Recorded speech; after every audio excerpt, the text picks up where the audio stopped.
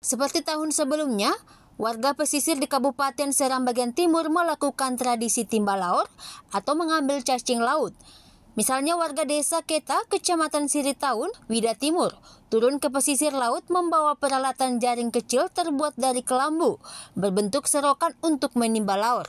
Mereka juga membawa ember yang diletakkan berjejer di perahu kecil guna menampung cacing laut tersebut. Warga desa Keta, Faris Rumain, mengatakan, biasanya setiap musim, warga menimba laut pada 2 malam berturut-turut, yakni pada Jumat dan Sabtu malam. Selain warga desa Keta, warga di desa Suru dan Lian Tasik juga melakukan hal yang sama. Laut menjadi salah satu menu yang menggugah selera. Cacing laut yang diketahui mengandung protein tinggi ini dapat digoreng atau diolah menjadi sambal atau bakasan. Dari Bulas Serang bagian timur, kontributor TVRI Mansur Boynau melaporkan.